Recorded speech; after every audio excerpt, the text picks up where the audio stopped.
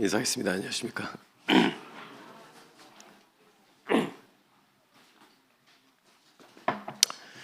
예, 놀라셨죠?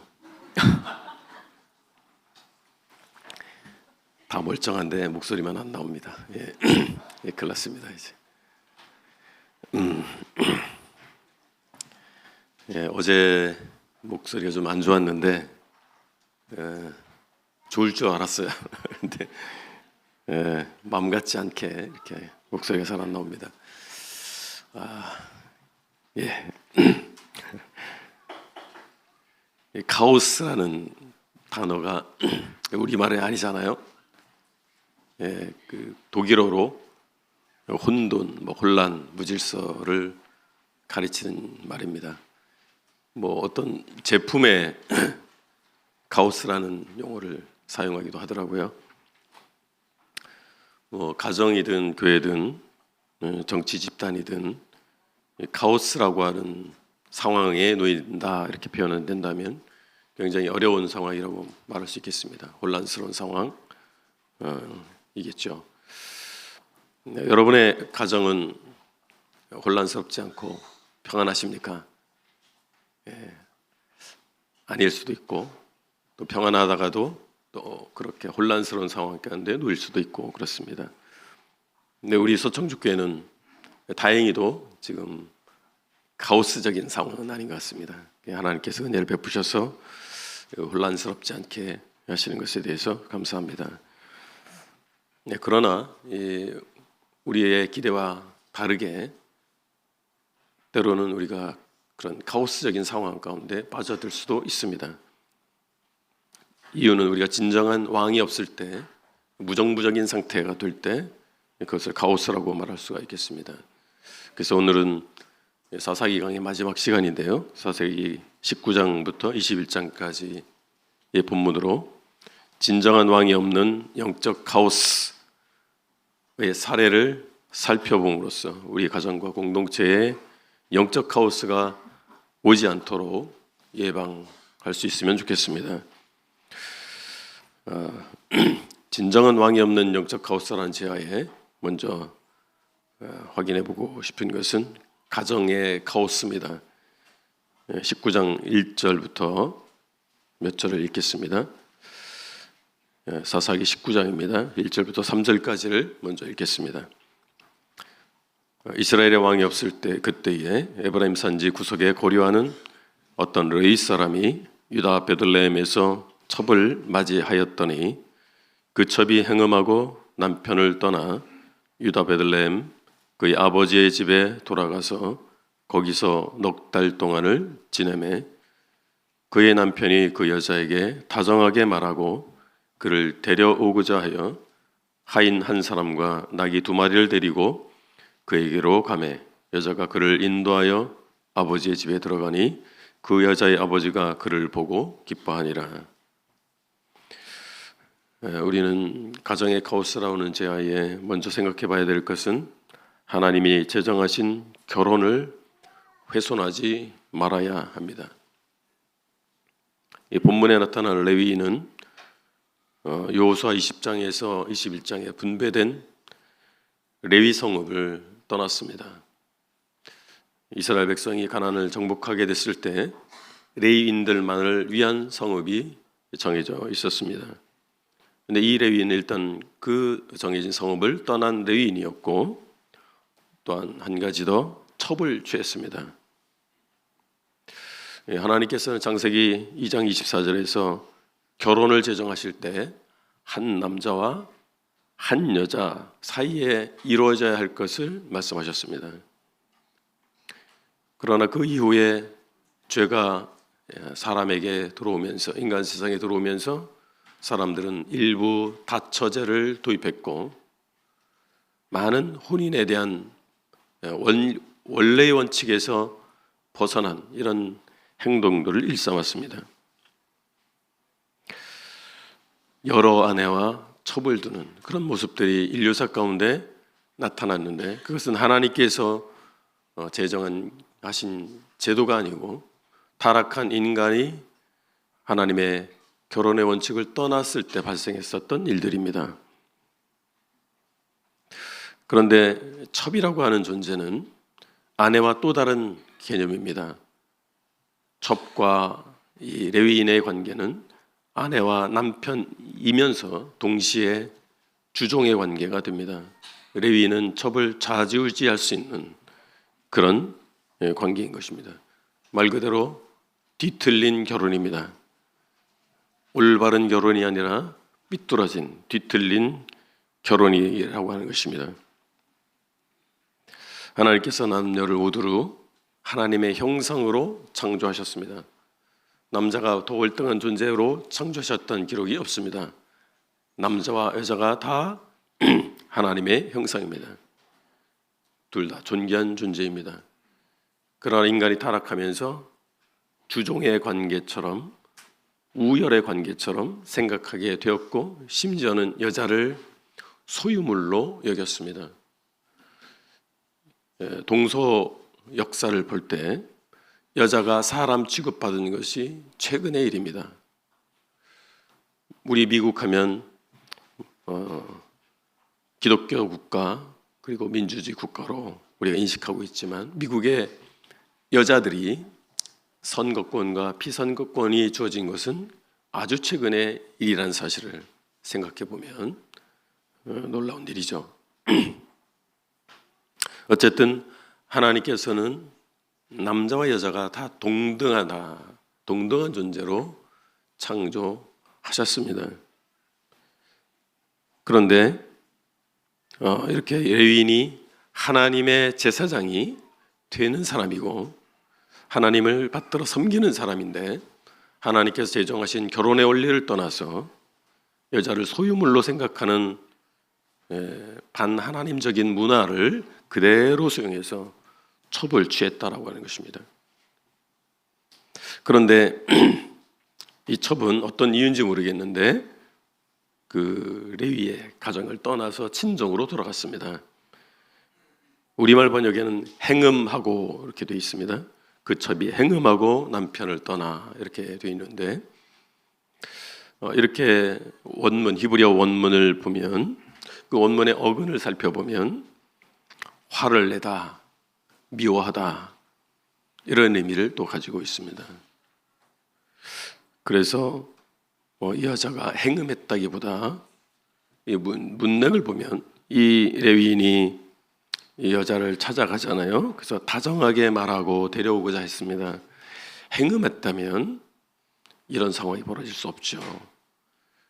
근데 화를 냈다면 가능한 일입니다. 어떤 일 때문에 두 사람 간에 다툼이 있었고 이 첩이 화가 나서 친정으로 간 거죠. 그러니까 레위인이 찾아가서 부드러운 말로 이렇게 설득해서 데려오고자 하지 않았겠습니까? 행음했다면 일어날 수 없는 일입니다. 어쨌든 이 여자는 친정으로 갔어요. 그런데 넉 달을 지냈습니다. 4일이 아니고 넉 달을. 이 레위인이 뭐가 바빴는지 모르겠지만 이 친정으로 돌아간 첩을 찾아가는 데까지 넉 달이 걸렸어요. 우리는 이어지는 이야기를 보면서 이 레위인이 이 첩에 대해서 어떤 마음을 가지고 있었는지 짐작하게 됩니다. 일단 첩이라고 하는 존재는 소유물과 같습니다. 그리고 자기중심적인 관계였던 거예요. 레위인과 첩의 관계는 동등한 쌍방의 관계라기보다는 레위인이 주가 되고 종이 되는 갑과 을이 되는 이런 관계였던 것이죠. 이걸 생각해 볼 필요가 있습니다. 오늘의 이야기, 오늘의 본문을 보면 이 레위인의 가정에서 시작된 불화가 이스라엘 전체의 소용돌이로 나타나게 됩니다. 그래서 우리는 우리 가정의 문제가 가정의 문제로 끝나지 않을 수 있다는 사실을 명심해야 됩니다. 그래서 우리는 이 교회라고 하는 공동체를 이루고 있는데 교회가 중요해서 가정이 희생되고 가정이 방치됐을 때 결국은 교회도 어려워지는 것입니다. 가정들이 모여서 개인이 모여서 교회가 되기 때문에 그렇습니다. 오늘의 이 본문을 통해서 우리는 한 가정이 얼마나 중요한가라는 사실을 확인하게 될 것입니다. 현대 한국 사회의 문제 중 하나는 가정의 붕괴입니다.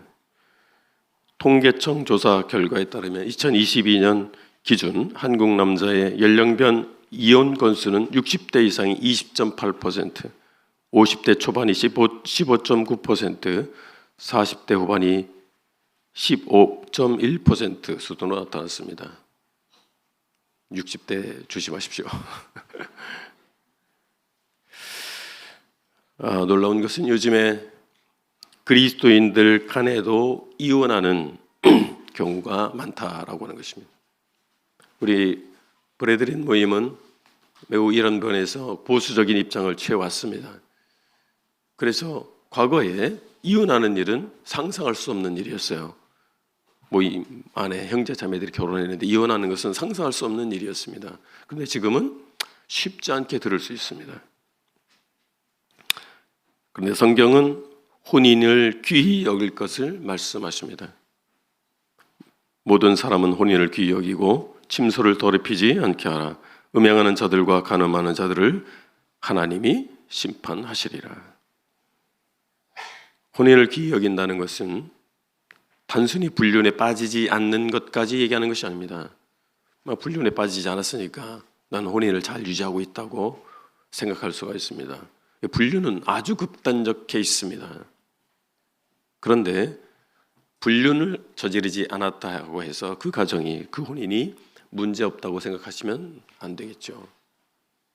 여기서 혼인을 귀히 여기시는 것은 불륜에 빠지는 것 그 이상을 말씀하시는 것입니다. 서로를 정말 사랑하는가, 서로를 정말 존중하고 있는가라고 하는 것입니다. 가정의 카오스에서 두 번째 한번 짚어봐야 될 것은 가장은 그 책임을 다해야 한다는 것입니다. 14절 보시겠습니다. 14절입니다. 아까 주만 형제가 마이크로 안내하던데 저를 좀 도와주세요. 주만 형제 마이크로 있습니까? 어디 있습니까? 네. 아니면 다른 형제라도 14절을 좀 성경 봉독을 좀 도와주세요. 오늘 목 상태가 안 좋아서 14절을 읽어주시기 바랍니다.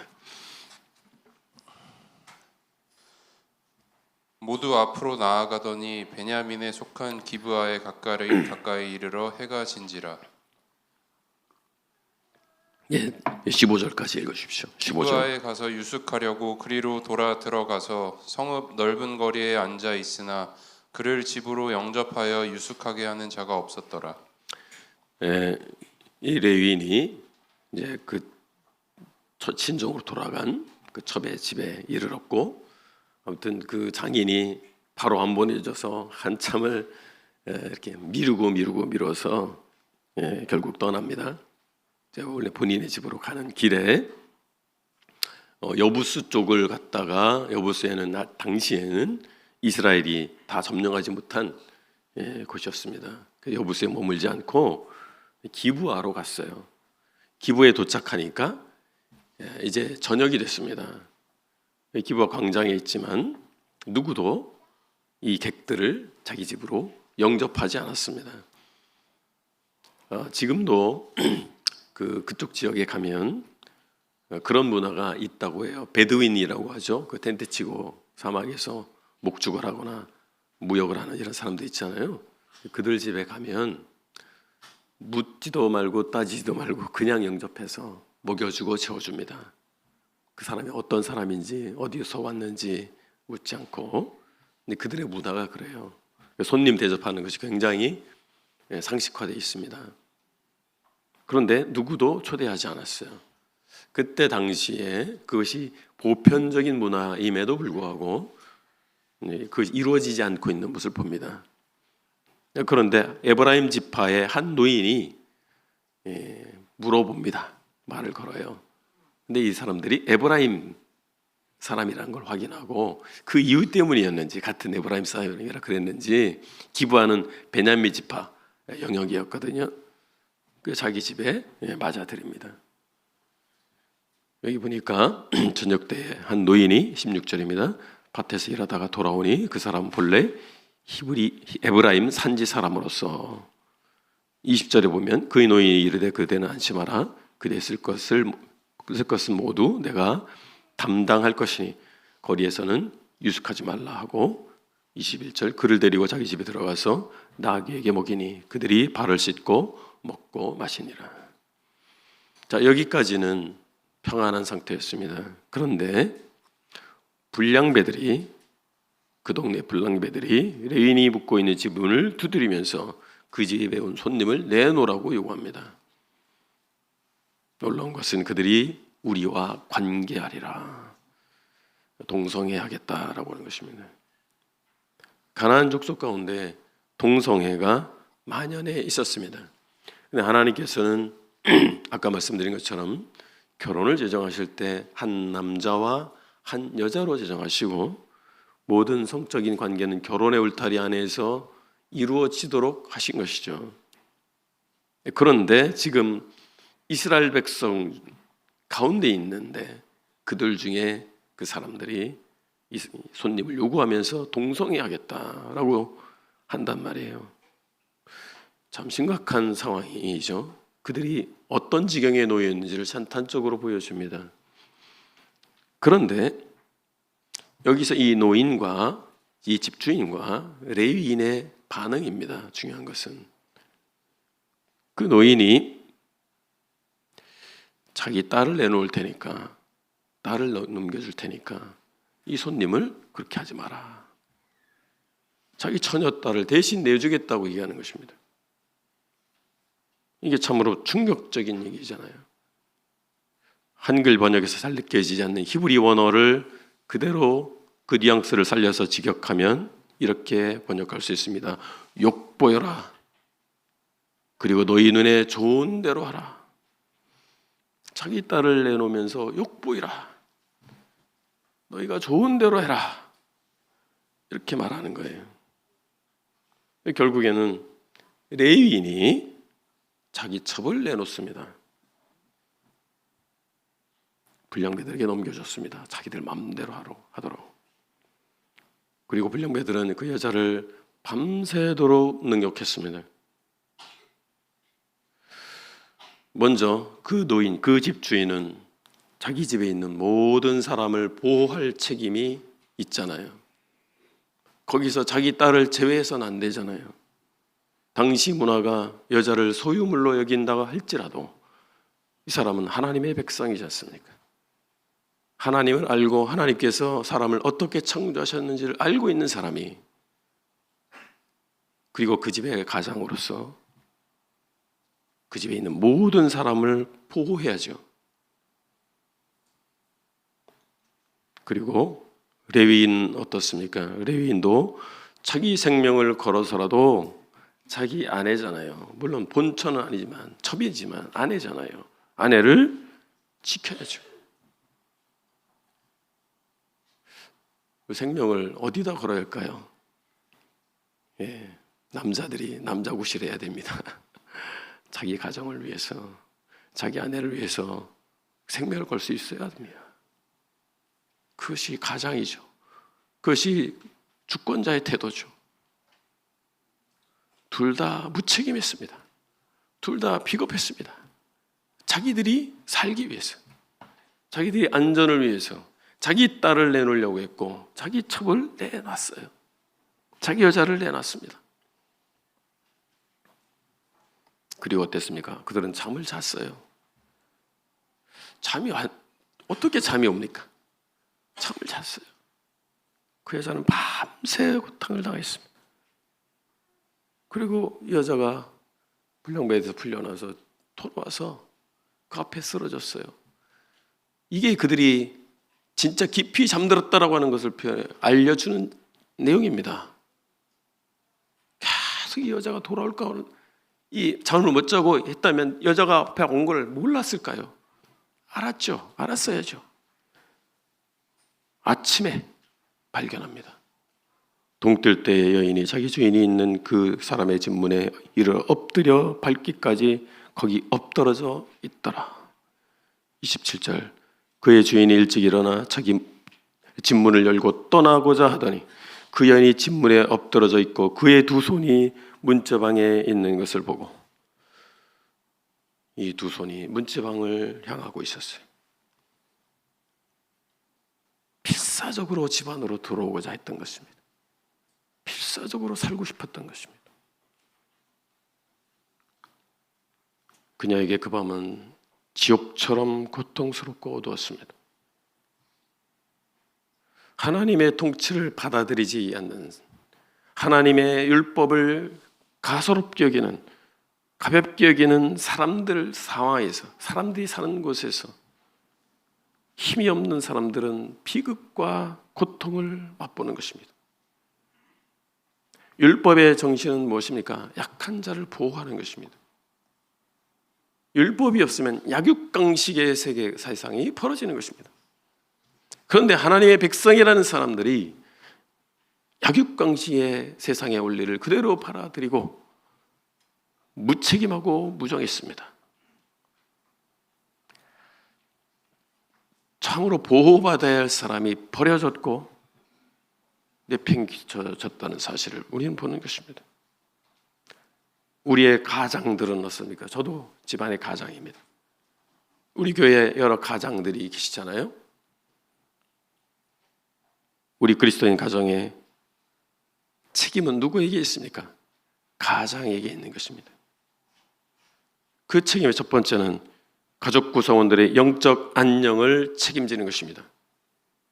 가족들이 하나님을 경외하고 예배하도록 하는 것입니다. 성경적 가치관을 가지고 살아가도록 하는 것입니다. 그렇게 안내해야 됩니다. 그것이 누구의 책임이에요? 가장의 책임입니다. 두 번째는 가족 구성원들의 삶의 필요를 책임져야 됩니다. 가족을 부양하고 외부의 공격으로부터, 침입으로부터 가족을 지켜내야 돼요. 자, 그러기 위해서 우리 첫 번째 가족 구성원들의 영적 안녕을 책임지는 차원에서 먼저 자신이 하나님을 경외할 수 있어야 됩니다. 그리고 예배하고 자기가 성경적 가치관을 가지고 살아가야 됩니다. 성경적 가르침의 요약은 무엇입니까? 하나님을 사랑하고 이웃을 사랑하는 거예요. 하나님을 사랑하는 사람이 예배와 교회 생활을 등한히 할 수 있을까요? 그럴 수 없죠. 하나님 사랑한다면서 예배에 대해서 관심이 없어요. 교회 생활에 관심이 없어요. 소홀합니다. 다른 것이 더 중요해요. 그럴 수 있을까요? 이웃을 사랑하는 사람이 가장 가까운 이웃인 내 배우자를 사랑하지 않으면서 어떻게 이웃을 사랑한다고 할 수 있겠습니까? 내 아내를 사랑하지 못하는 사람이 아프리카에 있는 사람을 사랑할 수 있을까요? 말도 안 되는 얘기입니다. 요즘 무늬만 부부가 있다고 합니다. 법적으로나 의견상으로 부부처럼 보여요. 그러나 부부로서 가장 필요한 사랑과 존중이 없는, 그게 무늬만 부부입니다. 그리고 가장은 그 가정의 경제적 필요를 1차적으로 책임지는 사람임을 잊어서는 안 됩니다. 지금 맞벌이도 많이 하잖아요. 그렇죠? 그래서 아내가 수입이 더 많을 수도 있어요. 어떤 경우는. 저희 경우죠. 그렇다 할지라도 1차적 책임이 누구에게 있느냐라고 하는 거예요. 가장에게 있는 것입니다. 타락한 직후에 하나님께서 남자 여자에게 형벌을 주시잖아요. 여자에게는 아이를 임신하고 낳는 형벌을 주십니다. 남자에게는 어떤 형벌을 주세요? 땀 흘려 일해서 먹고 살 수 있는 책임을 져주는 겁니다. 그것이 형벌로 주어지기도 했지만 그것은 중요한 책임이라고 하는 것입니다. 여기서 아버지와 선생님의 차이가 나타나는 거예요. 아버지는 헌신하는 사람입니다. 자기 삶을, 자기 생명을, 자기 몸을 가족을 위해서 희생하는 사람이에요. 선생님은 아주 훌륭한 말씀, 좋은 지식을 알려주잖아요. 그러나 선생님은 희생해 주지 않습니다. 목숨 걸지 않아요. 그 가정을 위해서. 우리 가정을 위해서 누가 목숨 거느십니까? 아버지가 목숨 거는 것입니다. 그래서 바울이 그리스도 안에서 1만 스승이 있으되 아버지는 많지 아니하니 그리스도 예수 안에서 내가 복음으로써 너희를 낳았음이라고 말한 그 개념이 여기에 있지 않겠습니까? 가정의 가장이든 교회의 가장이든 책임을 회피해서는 안 됩니다. 그 공동체의 어려움은 그의 책임이에요. 그 공동체의 유약함은 그의 책임입니다. 세 번째로 자존심이 아니라 사랑이 필요합니다.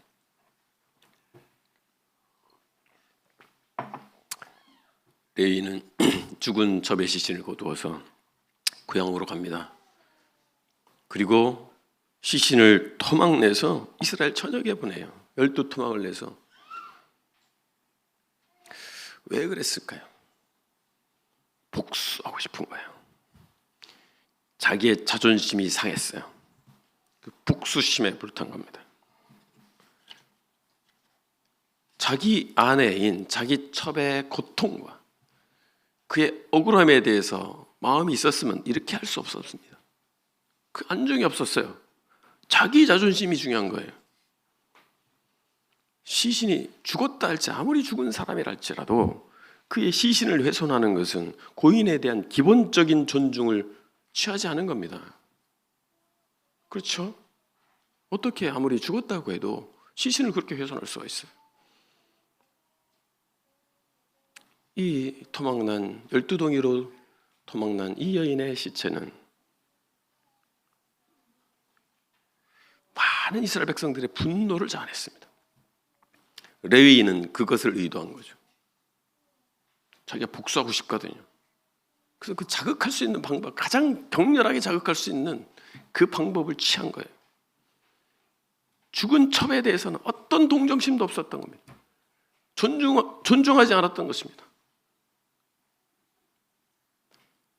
부부간 다툼의 가장 많은 이유는 자존심입니다. 자존심 때문에 싸우는 거예요. 자존심의 상처, 그리고 그것에 대한 보상의 기대가 다툼을 일으킵니다. 예, 부부 생활 오래 하신 분들 어떠세요? 그렇죠? 뭐 큰일 때문에 싸우는 게 아니에요. 그 자존심 때문에.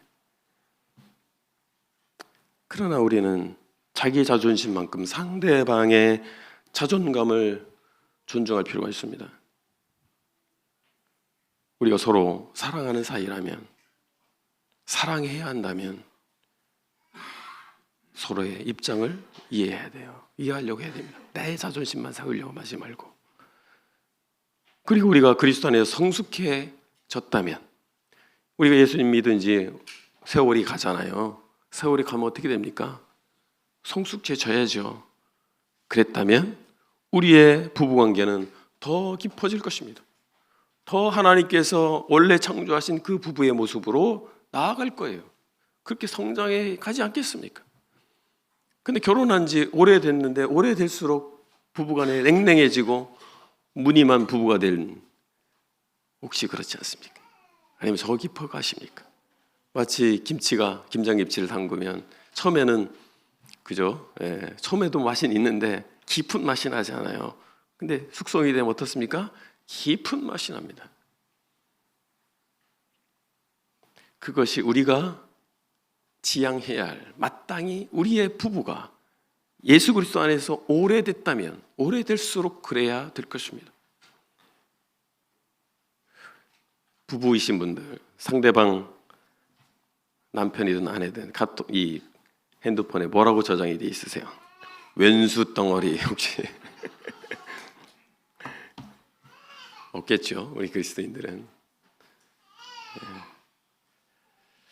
예, 이제 두 번째로 공동체 카오스에 대해서 살펴보겠습니다.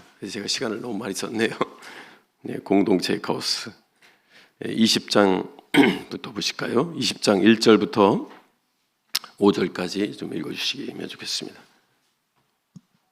이에 모든 이스라엘 자손이 단에서부터 브엘세바까지와 길르앗 땅에서 나와서 그 회중이 일제히 미스바에서 여호와 앞에 모였으니 온 백성의 어른 곧 이스라엘 모든 지파의 어른들은 하나님 백성의 총회에 섰고 칼을 빼는 보병은 40만 명이었으며 이스라엘 자손이 미스바에 올라간 것을 베냐민 자손이 들었더라. 이스라엘 자손이 이르되 이 악한 일이 어떻게 일어났는지 우리에게 말하라 하니 레위 사람 곧 죽임을 당한 여인의 남편이 대답하여 이르되 내가 내 첩과 더불어 베냐민에 속한 기브아에 유숙하러 갔더니 기브아 사람들이 나를 치러 일어나서 밤에 내가 묵고 있던 집을 에워싸고 나를 죽이려 하고 내 첩을 욕보여 그를 죽게 한지라. 네, 공동체의 카오스라는 제야에서 첫 번째, 자기 중심적 관점을 조심해야 합니다. 이스라엘 백성은 하나님께 듣고자 하지 않았습니다. 이 사건의 전모에 대해서 하나님께 듣고자 하지 않았습니다. 또 사사에게 듣고자 하지 않았습니다. 그들은 오히려 도덕적으로 깊이 타락한 이 레위인을 통해서 듣고자 했습니다. 레위인이 말합니다. 자기 그 성읍의 불량배들이 사실 그랬잖아요. 그런데 뭐라 그랬어요? 불량배들이라고 얘기하잖아요. 바로 기브아 사람들이 얘기합니다. 기브아 사람들이 다 그런 게 아니잖아요. 그 중에 불량배들이 했어요. 근데 기브아 사람들이 그랬다고 얘기합니다. 나를 죽이려고 했다. 근데 자기가 그 첩을 내놨고 방관했고 무관심했고 이런 어떤 내용은 얘기하지 않아요. 그렇죠? 자기 잘못을 얘기하지 않습니다. 사건을 편집한 겁니다. 사실이 아닌 건 아니에요. 근데 아주 중요한 내용을 빼뜨리고 자기가 빠져나갈 구멍이 있는 모습으로 딱 편집한 거예요. 자기 중심적으로 얘기하라는 것입니다. 자기의 이익이 될 만한 방향으로 얘기한 거예요. 자기가 목적한 방향으로 그 사실을 왜곡시킨 거예요. 편집한 것입니다.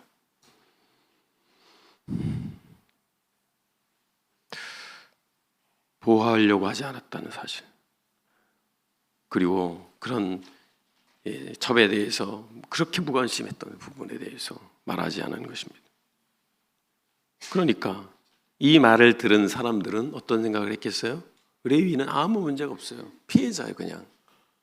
그리고 이 기브아 놈들이 하나님의 백성, 피차 하나님의 백성인데 이런 무지막지한 짓을 했다니, 이런 생각을 하지 않았겠습니까? 우리도 기브아 사람들 같은 수치스러운 비밀을 감추고 있을 수가 있습니다. 어쩌면 그런 일을 저지르지 않았더라도 레위인처럼 그런 악행들이 일어나는 것을 방조했을 수도 있습니다. 우리는 모두 남들에게 우리 자신과 우리의 행동에 대해서 사실보다 좋게 말하고 온전한 사실을 말하지 않을 수도 있습니다. 일부만의 사실, 그것은 왜곡된 사실입니다. 사실이에요. 틀린 말이 아니잖아요. 근데 이 정황이라고 하는 것이 다 말을 해야 정확히 파악되는데 일부만 말하면 오해하게 됩니다. 일부만의 사실은 왜곡된 사실입니다. 이 자기 방어 기제가 있어요. 자기 방어 기제가 작동하면 일부만의 사실, 왜곡된 사실을 말하게 됩니다. 누구도 예외가 아닙니다. 우리의 자기 중심적 관점들과 발언 때문에 공동체가 혼란에 빠져드는 거예요. 그릇된 길로 가는 것입니다. 두 번째, 형제 자매 간에 물고 뜯을 수 있습니다. 11절을 보실까요? 이와 같이 이스라엘 모든 사람이 하나같이 합심하여 그 성읍을 치려고 모였더라. 이스라엘 모든 사람이 합심했어요. 사사기에 처음 등장합니다. 같은 동족을 죽이기 위해서, 같은 동족을 공격하기 위해서 합심이 됐습니다.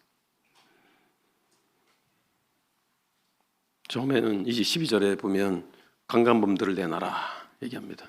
기브아 사람들이 듣지 않습니다. 거부합니다. 그러면서 기브아 사람들도 사람들을 모아서 군대를 조직해서 이 이스라엘 백성들과 싸우려고 하는 거예요. 이 베냐민 사람들이 26,700명, 나머지 지파 사람들은 40만 명이에요. 상대가 안 되죠, 숫자적으로. 그런데 놀라운 것은 1차, 2차 전쟁에서 기브아 사람들이, 베냐민 사람들이 이겨요. 자, 여기서 우리 한번 생각해 보십시다. 우리의 연합을 저해하는 가장 파괴적인 우상이 무엇일까라고 하는 거예요. 혈통의식입니다. 친족의식입니다. 옳든 그러든 그 사람이 내 가족이야, 나라 동족이야, 같은 대한민국 백성이야 라는 이유로 다 용인이 되고, 옳지 않은 것을 옳다고 말하고, 그것이 문제 아니겠습니까? 공익과 성경적 가치보다 핏줄에 의한 유대 관계를 우선할 때 타락하는 것입니다. 파괴적 결말이 나타나는 것입니다. 우리라는 사람을 우상으로 섬기는 겁니다. 우리도 가족이나 친척, 친분의 여부에 따라서 우리의 마음이 우리 손과 발이 움직인다 할 것 같으면 우리는 서로 분열할 수밖에 없습니다. 가족 단위로, 친분이 있는 단위로, 그리고 서로 물고 뜯고 싸우게 될 것입니다. 사사기 서두에서 이스라엘이 가나안 땅에 정착하기 시작할 때 그들은 누가 먼저 올라가서 가나안 족속과 싸우리까? 사사기 1장 1절에서 물을 때 그들은 여호와 하나님의 언약을 나타내는, 언약의 하나님을 나타내는 그 하나님의 이름을 사용했습니다. 그들은 예배하기 위해서 전쟁을 시작했습니다. 그런데 20장 18절에서는 그들의 질문 중에 하나님의 언약의 이름이 나타나지 않습니다. 여호와가 나타나지 않았습니다. 이번에는 하나님의 적과 싸우는 것이 아니었습니다. 하나님을 예배하기 위해서 싸우는 것이 아니었습니다. 하나님의 백성과 싸우려 나가는 것입니다. 결국 사사기 기자는 하나님과 동행하지 못하는 것이 바로 내전과 형제 살해로 이어졌다는 사실을 보여줍니다. 방금 말씀드린 것처럼 2번 공격했는데 다 실패했습니다. 베냐민 사람들이 고지에 있었고 아마 그곳에 접근하기 위해서는 좁은 통로를 아마 지나가야 했을 것 같아요. 그 40만 있으면 뭐예요? 그 통로를 지나갈 때는 소수밖에 못 지나가니까 그들을 물리치기에 베냐민족 백성들이 유리했을 수 있습니다. 어쨌든 이스라엘 백성들이 하나님께 질문할 때 누구를 보낼까요를 물어봤어요. 공격할까요 말까요를 물어보지 않았습니다. 갈지 말지를 물어보지 않았어요. 누구를 보낼까요? 가는 것은 기정사실화 정해놨어요. 근데 누구 보낼까만 물어보는 거예요. 근데 그들이 무엇을 물어봤어야 될까요? 하나님께 무엇을 여쭤봐야 됐을까요? 갈까요 말까요를 물어봤어야죠. 그들을 공격할까요 말까요를 물어봤잖아요. 봤어야죠. 근데 이미 그건 결정 끝났어요. 내 손에서. 누가 갈지만 물어보는 거예요. 하나님께서 물어본 대로만 대답하십니다. 유다가 먼저 갈지니라. 그런데 이들은 갈지를 이미 결정했잖아요. 하나님께서 유다가 갈지니라 말씀했으니 승리를 약속해 주셨겠지라고 생각한 거죠. 하나님 승리를 약속하신 것이 아닙니다. 물어본 것만 대답해 주신 거예요. 마치 이렇게 말씀하시는 것 같습니다. 가라. 그러나 나는 너희와 함께 가지 않을 것이다. 너 내가 정말 그렇게 하고 싶냐? 가라. 그러나 너와 함께 가지 않을 것이다. 우리가 정말 잘 생각해 봐야 됩니다. 우리가 하나님께 기도할 때, 하나님의 뜻을 구할 때 무엇을 먼저 물어봐야 할 것이냐? 2번 패배하고 나니까 이제 정신이 들었어요. 그래서 물어봅니다. 싸울지 말지를 이제 물어보게 됩니다. 형제 베냐민 자손과 싸워야 할지 말아야 할지를 이제 물어봐요. 하나님께. 그러니까 28절에서 여호와께서 이르시되 올라가라. 내일은 내가 그를 네 손에 넘겨주리라. 승리를 비로소 약속하신 것입니다. 그래서 3번째 기습 공격을 했어요. 매복 전술을 써서 승리합니다. 다 죽입니다. 600명만 살아남아요. 베냐민 이 군대 중에 600명만 살아남았습니다. 승리했잖아요. 그래서 거기서 끝냈어야죠. 근데 끝내지 않습니다. 방향을 돌려서 온 성읍과 가축과 만나는 자를 다 칼로 쳤더라. 48절입니다. 그들은 남녀노소를 가리지 않았습니다. 동물까지 가축까지 다 죽였어요. 여기 원한이라고 하는, 이게 우리말에만 있잖아요. 원한 또는 한이라고 하는 것의 특성을 발견합니다. 원한은 한 눈을 잃은 것에 대해서 두 눈을 요구합니다. 원한이 그런 것입니다. 내가 한 눈을, 저 사람이 내 한 눈을 상하게 했어요. 내 두 눈을 뽑아버리겠다. 이게 원한입니다. 원한을 우리 가지면 안 되죠. 하나님의 사람들이, 하나님의 백성이 원한을 품어서 되겠습니까? 원한을 피할 수 있는 방법은 무엇이에요? 용서입니다. 용서가 되지 않잖아요. 용서하기 위해서는 약속하는 것이다. 용서는 약속이다라고 하는 것입니다. 무엇을 약속하는 것입니까? 그 잘못을 문제 삼지 않겠다는 거예요. 용서했어요. 근데 시간 지나보니까 분이 풀리지 않아요. 다시 돌아가서 야, 너 그거 잘못했잖아. 이거 용서한 게 아니죠. 약속을 다시 언급하지 않겠다. 다시 들춰내지 않겠다는 약속이에요. 적개심을 갖지 않겠다는 약속입니다. 마음에 분노가 일어날 수는 있어요. 그런데 그것을 적개심과는 다른 거잖아요. 두 번째는 우리는 용서가 어떻게 가능한지를 알아야 됩니다. 하나님께서 나를 용서하신 그 크신 용서를 복귀할 때, 복귀, 이게 바둑 용어거든요. 바둑을 다 뒀어요. 그러면 이 바둑이 어떻게 진행되는지 줄 때는 잘 몰랐던 부분들을 찾아내기 위해서 복귀하잖아요. 그죠? 하나님께서 나에게 주신 그 은혜가 얼마나 큰지를 다시 살펴보는 거예요. 그럴 때 우리에게 빚진 사람에 대한 올바른 관점을 갖게 됩니다. 내가 탕감받은 빚의 크기가 양이 얼마인지를 확인하면 나에게 빚진 자의 빚이 어떤 것인지, 얼마 되는지를 비로소 제대로 파악하게 됩니다. 공동체의 카오스에서 세 번째, 각자 자기를 성찰할 때 진정한 회복이 가능합니다. 2절과 3절 읽어주시죠. 21장 2절과 3절. 백성이 베델에 이르러 거기서 저녁까지 하나님 앞에 앉아서 큰 소리로 울며 이르되 이스라엘의 하나님 여호와여 어찌하여 이스라엘에 이런 일이 생겨서 오늘 이스라엘 중에 한 지파가 없어지게 하시나이까 하더니 이제 비로소 자기들이 얼마나 끔찍한 일을 했는지를 알았어요. 이 현실로 비로소 다가오게 된 겁니다. 그 전까지는 뭐예요?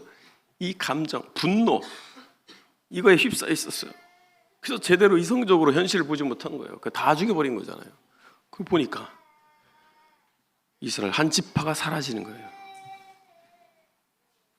성읍이 파괴됐고 사람들이 다 죽었습니다.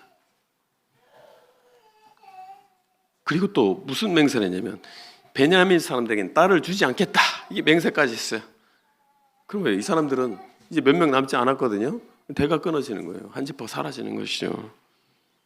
21장 1절에 보면 우리 중 누구든지 딸을 베냐민 사람에게 아내로 주지 아니하리라. 아주 성급한 맹세입니다. 우리가 화가 나면 너무 성급한 말을 해요. 우리 감정에 휩싸이면 너무 성급한 말을 합니다. 책임지지 못할 말을 하죠. 이 맹세를 추워 담기가 어렵잖아요. 그리고 나서 이스라엘 백성들이 한 지파가 사라질 이 위기에 처하니까 마치 그것이 하나님 책임인 것처럼 하소연합니다. 자기들이 다 그렇게 했잖아요. 근데 하나님의 책임인 것처럼 하소연합니다. 한 지파가 없어지게 하시나이까, 하나님이 하신 것처럼 성급하게 맹세하고 베냐민 사람들을 학살했기 때문에 벌어진 일입니다. 그들은 자신들의 맹세가 잘못된 것임을 인정하고 맹세를 취소해야 했어요. 그런데 그러지 않았습니다. 성찰하지 못한 거예요. 이런 참혹한 상황이 벌어졌음에도 불구하고 뭔가 잘못됐다는 것을 확인했음에도 불구하고 성찰하지 못한 거예요. 뭐가 잘못됐는지, 그 잘못의 본질이 무엇인지를 성찰하지 못한 겁니다. 그래서 또 어리석은 맹세를 합니다. 여기 맹세를 보면 21장 5절에 보면 미스바에 와서 여호와 앞에 이르지 아니하는 자는 반드시 죽일 것이다. 또 다른 맹세를 합니다. 야베스 길랏 사람들이 미스바에 올라와서 여호와께 이르지 아니한 것을 확인해요. 그래서 그 사람들에게 가서 또 죽입니다. 그 맹세한 대로 다 죽입니다. 처녀만 남겨놓고 다 죽여요. 그러니까 이제 아이디어가 떠올랐어요. 딸을 주지 않기로 했잖아요. 근데 이 베냐민 사람들이 멸족하게 생겼어요. 근데 여기 보니까 처녀만 살아남았네. 이 사람들 갖다가 아내로 주면 되겠다. 처녀 400명을 줍니다. 근데 600명이었잖아요. 200명이나 부족한 거예요. 여전히 부족한 것입니다. 그러니까 또 생각합니다. 또 아이디어가 나와요. 여기 20절, 21절에 보면 포도원에 숨어 보다가 실로의 여자들이 춤을 추러 나오거든 너희는 포도원에서 나와서 실로의 딸 중에서 각각 하나를 붙들어 가지고 자기 아내로 삼아 베냐민 땅으로 돌아가라.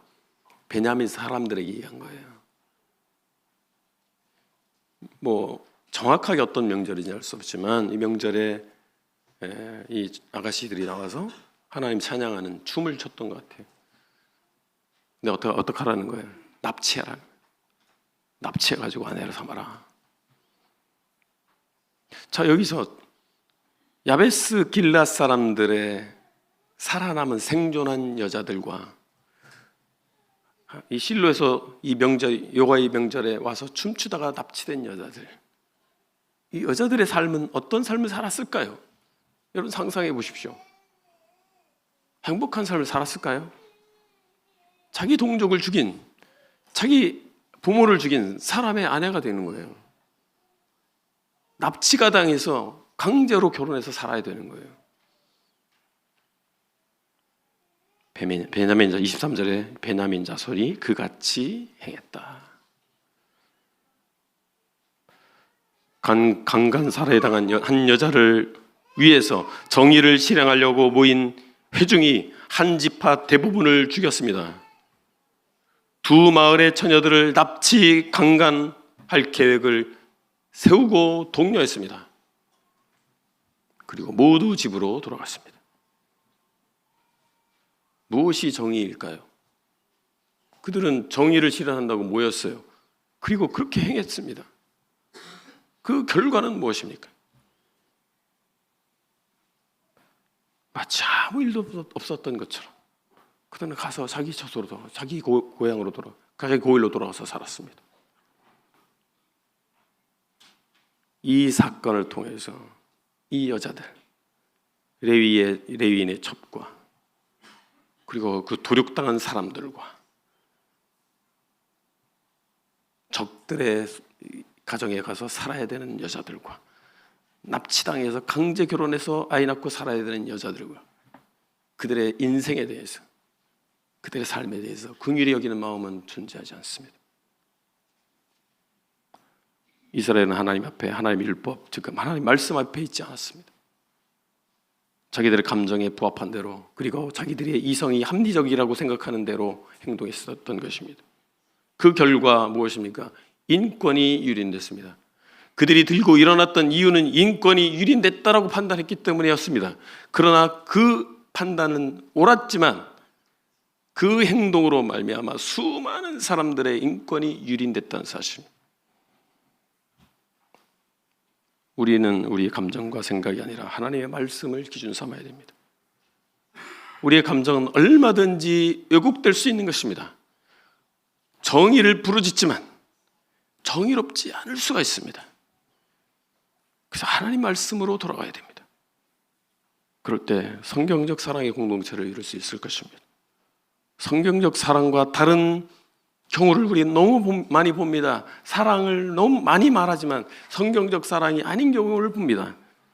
성경을 통해서 성찰된 사랑만이 진정한 연합을 가능하게 할 것입니다. 21장 25절 읽고 오늘 교훈을 정리하겠습니다. 25절, 그때에 이스라엘의 왕이 없으므로 사람이 각기 자기의 소견에 옳은 대로 행하였더라. 왕이 없었기 때문에 사람이 각기 자기의 소견에 옳은 대로 행한 것입니다. 하나님의 법을 무시한 것입니다. 하나님이 그들에게 왕이 되지 못했기 때문에 자기들이 왕이 됐습니다. 하나님의 권위를 무시했기 때문에 자기 생각대로 했던 것입니다. 참혹한 죄를 저질렀고 수많은 사람들의 인권이 짓밟혀졌던 것입니다. 진정한 통치자가 없는 하나님 백성에게는 각자가 왕이 되는, 그래서 참혹한 결과를 스스로 감당해야 되는 비극이 벌어집니다.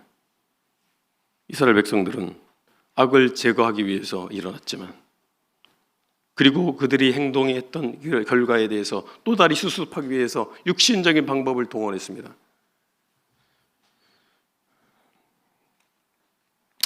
그들은 왜 안 되는지 잘 몰랐어요. 왜 안 되지? 왜 잘 안 풀리지? 그래서 생각합니다. 하나님 계시더라도 하나님 안 도와주시나 보다. 하나님 나와 함께 하시지 않나 보다.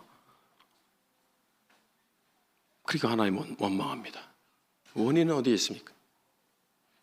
여기에 등장한 억압과 강간, 살인, 대학살, 납치는 이교도들이 한 게 아니에요. 이스라엘 백성들이 자신들이 한 것입니다.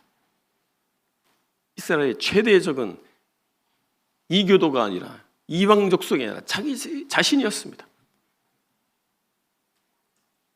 우리는 우리 자신을 봐야 됩니다. 우리 사사기를 통해서, 우리 사사기 마지막 날이잖아요.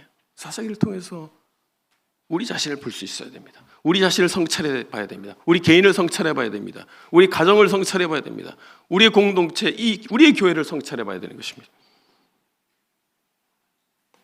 사사기 전체는 우리가 문제이긴 하지만 우리 스스로가 해결책이 될 수 없다는 사실을 보여줍니다. 우리는 해결책이 아니에요. 우리의 지혜와 우리의 노력으로 해결할 수 있을까요? 없습니다. 왕이 필요한 것입니다. 그런데 이어지는 열왕기와 역대기의 역사는 인간 왕들을 추적해서 보여줍니다. 그 왕들은 하나님을 사랑하고 순종하도록 사람들을 이끌어야 했습니다. 그런데 그렇지 못했어요. 자신들마다 그렇지 못했고 오히려 하나님을 반하나님적인 방향으로 끌고 갔습니다. 그것이 인간 왕들의 모습입니다. 그래서 우리는 궁극적인 사사이자 궁극적인 진정한 왕이신 예수님을 바라봐야 됩니다. 우리 찬양으로 예수님이 우리 왕되심을 고백하시고 예수님 왕되심을 받아들이는 그런 시간 되시기 바랍니다. 함께 찬양하시겠습니다. 예수 우리 왕이여.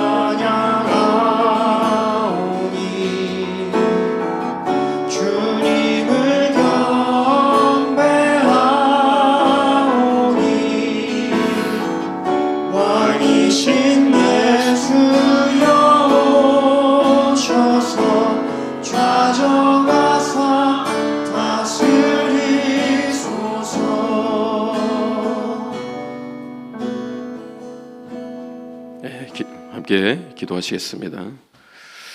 아버지 하나님, 하나님은 저희 왕이십니다. 그리고 사람이 되신 하나님 예수 그리스도께서 저희의 왕이십니다.